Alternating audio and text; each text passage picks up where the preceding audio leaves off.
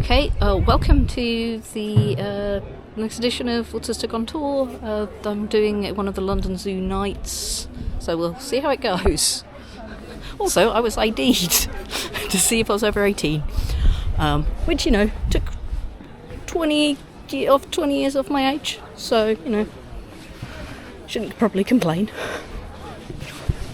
But yeah, let's see how this goes. Well, we're letting everyone in, but of course we're not quite allowed in yet, so...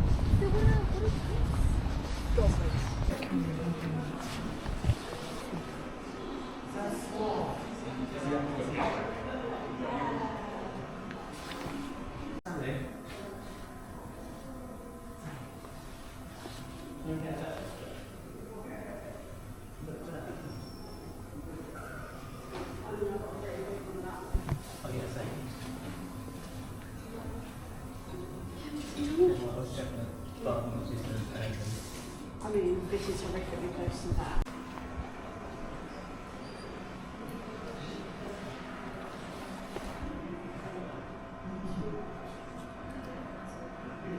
Definitely say the rainforest is worth seeing, because you get to see the sloths actually up and about instead of slumped out asleep, which they usually are.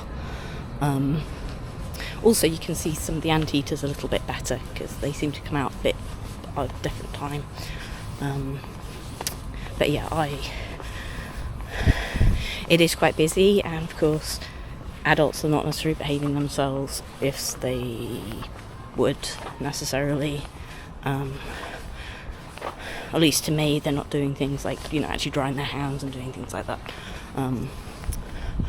But it is busy, I would say, in pockets. I would say find the animals that you want to see, but also find the animals that people might be afraid of, because then they're going to be less busy and you'll actually see things. It's not like a busy like Saturday afternoon or anything like that, but it is still quite a busy day in evening, so I will see how far I can go, but it is a little bit of a stress situation at the moment, partly just to get on the tubes. From what I remember, the otters basically played hide and seek last time. If you actually saw me.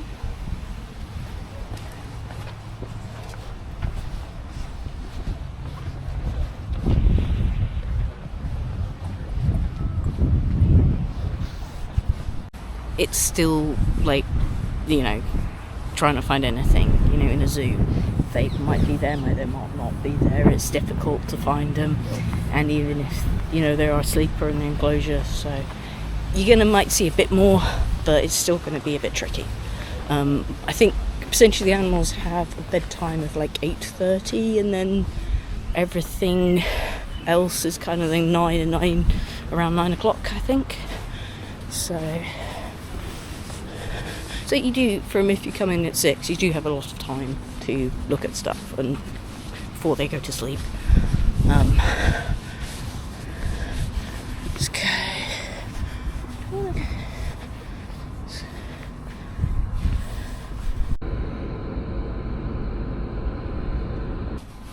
well, I looked at the map and it didn't actually show me the animals where I was near. So let's go back to the penguins and work our way from there.